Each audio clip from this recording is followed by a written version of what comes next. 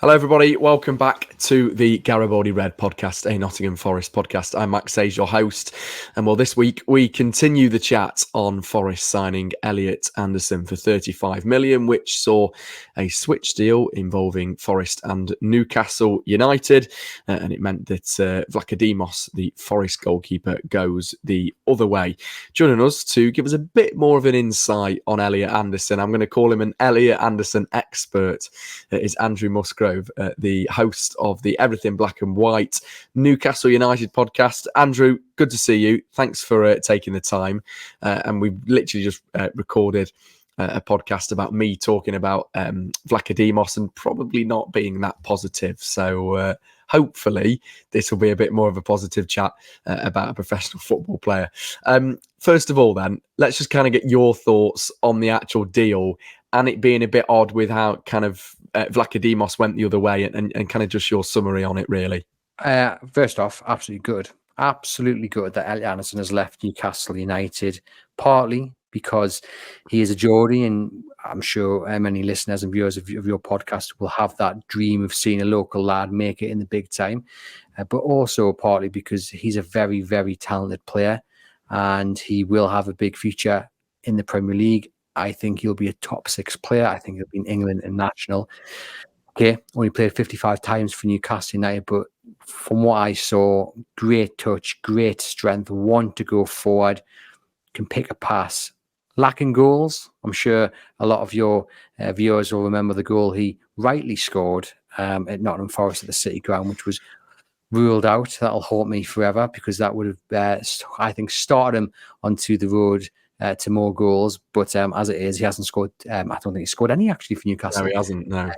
Which is one negative, but look, he's a young lad. He's going to get better and better and better. And I actually think £35 million is probably a fair price. I think it'll end up being a bargain for you guys because I think if he's given a fair run in the team, if he avoids injury, he's going to be worth a lot more in the years to come.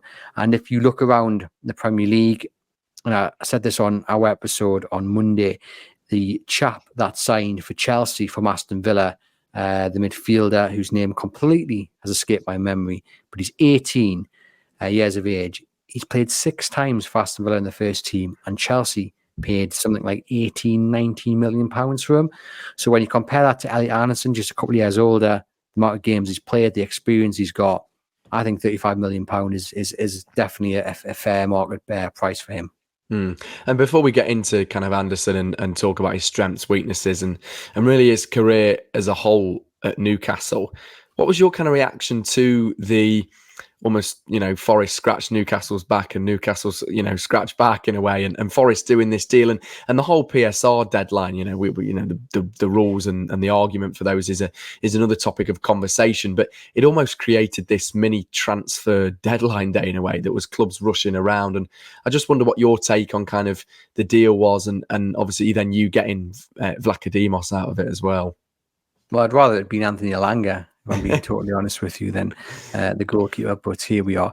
Look, I think the PSR restrictions and whatever you want to call them, it's just absolute nonsense. I don't see the benefit of them at all. I don't want the rules ripped up to such an extent where Newcastle United can pay anything they want for a sponsor linked to their parent company and bring in unfair amounts of revenue. I just want something that is fair for all teams. And I think having teams having to either sell their best players, like Aston Villa have sold Luiz to Juventus, or like Newcastle having to sell academy products like Elliot Anderson, I think it's wholly unfair. It makes the Premier League a worse place, in my opinion.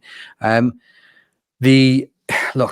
I was a little bit surprised. I think what we are looking at Nottingham Forest, well, one of the first thoughts I thought was, is it worth just taking the point deduction? Because here we have Forest having a 4-point deduction last season and somehow now being able to spend £35 million on one of our best young talents. And in my head, I was like, I wonder actually, in a weird sort of way, if Newcastle were offered 4 points off their tally or the chance to keep Elliot Anderson, what would they rather take? I just think the sooner the rules are changed for the better. They just can't come quick enough, really. So what do you make of Elliot Anderson as well, Andrew? Let's talk about his career. Obviously, had that injury last season, was probably going to feature in the first team, but didn't. What do you make of him as a player? And you talk about it obviously being a great deal for Forest and him possibly even playing in the top 6 in a few years' time. Just give us a bit of insight into kind of his ability really in the midfield and what he really offers to a game. Yep. One thing I will say, and I forgot, I was going to put that in my last answer to you, just about the price tag. I will say I was slightly surprised that Nottingham Forest didn't try and undercut Newcastle United, knowing how desperate they were. So fair play to Forest for actually playing the going rate. So thank you for that. But in terms of what he offers and his ability, look, when he first came into the first team thinking, he'd gone away to Bristol Rovers on loan and he'd excelled. He'd helped them with promotion. He was absolutely brilliant. I can't quite remember if it was League One or League Two. I think it was League Two. He was absolutely fantastic. He came back and you could see he had something about him. There was something special about him, but he needed to go away and he needed to go into the gym and bulk up. And he spent that pre-season working so hard. You know, he didn't go and have a holiday, or if he did, he was in the gym for most of it. Like, he went away and he was on the weight and he came back like an absolute different man. He was a beast when he came back. Pre-season, hit the ground running. Newcastle over in America, he was one of the standout performers for Newcastle United. And there was a real belief that he would start last season as one of the first names on the team sheet. It didn't happen. His game time was limited. And then he picked up this injury, which is one of my biggest regrets about last season, because Newcastle had a host of injuries. And what it meant was that Eddie Howe had to turn to 4th, 5th, 6th choice, 7th choice in some instances. And Anderson would have had the opportunity to play so many games, to start so many games, but he picked up an injury which ruled him out for 5-6 months. And it meant young Lewis Miley, 17 years of age, was the boy who took his place, and he did really well. But I would have loved to see Elliot Anderson get a proper run in the team. When he eventually came back from injury, you could see just what Newcastle had been missing. Great touch, can pick a pass, always wants to go forward, great in the challenge. He's physical. Those hours that he put in the gym last summer have paid off. Very, very quick thinking, good footballing brain, and he can get goals. I know he hasn't, but he's not been far off nabbing a goal or two for Newcastle United. It's just been either, off the woodwork, dodgy referee decisions, great saves. He's been close to breaking or getting that goal for Newcastle. Unfortunately, he won't get it for at least a few years until he returns, hopefully. But he's a really brilliant player, honestly. And you guys have got such a talent there. And if he gets a sustained run of games, avoids injury, he will be a top player for Nottingham Forest. And I think alongside the likes of Morgan Gibbs White, he's just going to excel. When you've got talented players around you, as Forest have, I think they could be the underdogs this season, the surprise package. Anderson has a key role to play in that, I think, and he will relish learning from the players who you guys have got, those talented players who are the core part of your team. Yeah, and he's quite a versatile player, isn't he? He can play, kind of anywhere. Just talk to us about that. And when when he did feature in for Newcastle, kind of where was his main position? Yeah, he can play anywhere across the midfield, out on the flanks. He can play up top as well. I think he prefers to play in the centre of midfield. And he didn't do that too often for Newcastle United. I'm just trying to look here at the stats to see just where he played the majority of his games. But look, wherever he is put, he seems to do a job.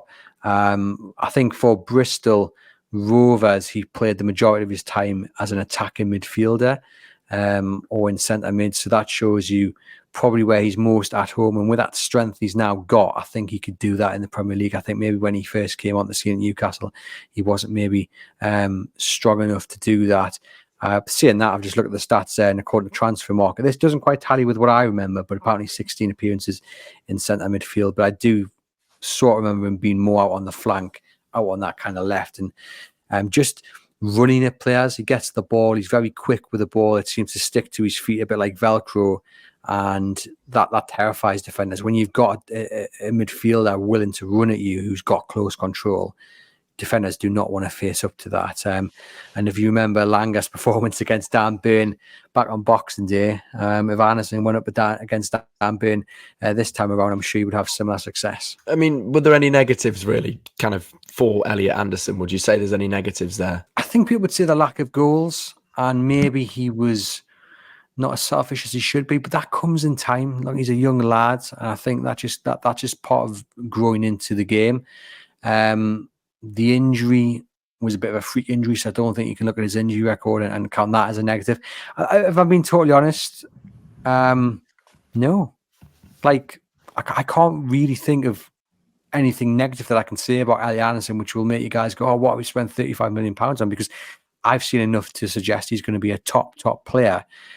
Just needs to add goals to his game. But as I've said, it's not like he's not firing on goal or, not trying his best. He's just been unlucky. So I think sustained run of games, I think he'll get a goal pretty early on, and then you'll see him 8-10 goals probably next season. I was about to touch on, can you see him almost being a starter for Forest? Can you see Elliot Anderson playing most games for Forest, Andrew? I'll be honest, as much as I've talked up Forest and I'm looking forward to seeing them next season, because I really do think they're a talented side, I can't say for certain what your midfield and what it looks like.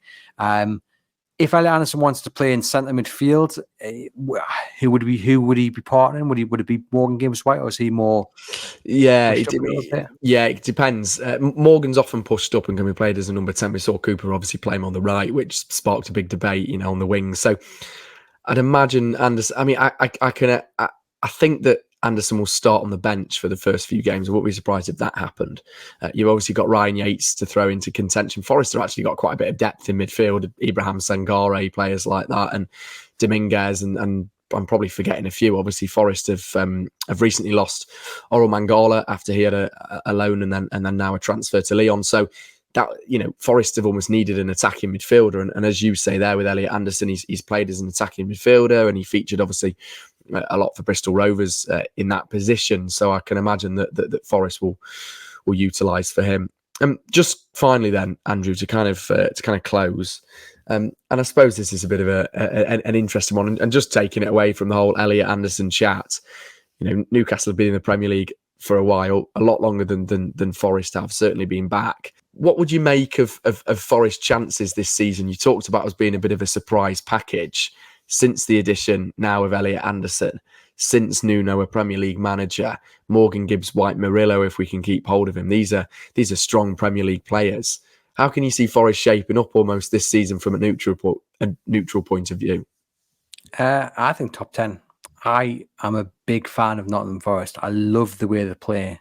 I think Elanga on one wing, Hudson-Odoi on the other wing, absolutely brilliant. Big fan of Morgan Gibbs-White. Look, fans of my podcast know if I could go and raid Forest now, I'd be bringing back 3 or 4 players with me. Murillo, Morgan Gibbs-White, Elanga, Hudson-Odoi. They would be my 4 picks to come back with me. I think you've got a real strong core there, and I would love to see you guys hold on to them. I know probably one, Murillo, as you mentioned on our podcast, is probably the most likely to go. I think if a big team comes in for Morgan Gibbs-White and pays 85-90 million, how easy is it going to be for Forest to turn that down? Newcastle still like the looks of Anthony Elanga. If they go to Forest and say double your money on what you paid Manchester United again, how easy is it going to be to say no to that? That's always the risk when you're still a relatively new team returning to the Premier League, and you haven't got European football or the money behind you. So if they keep their stars, top 10, I hope they do. Unless Newcastle United want them, then I'll take all of them. But if they hold on to them, I think top 10. I think they're just really exciting. I am surprised Nuno is still manager. I didn't think he'd stay on. That has surprised me. Yeah, I think a lot of Forest fans are surprised as well with that, Andrew. I think we spoke about it actually off air last season about them. But look, top 10 for me. I think they've been a really good addition to the Premier League since their return, and long may they stay here on the top line. Yeah, exactly. Where would the drama be in the Premier League without Forest after last season with all the statements? That fills me with optimism. So thank you, Andrew, and best of luck to Newcastle. I'm sure we'll get you on for the Forest Newcastle previews, which will be twice, even maybe more, if we get you in the cup competition. You never know. We could be talking about, I don't know, a big FA Cup game, Forest Newcastle in the FA Cup final. That would be a good final instead of City and all the usual top six.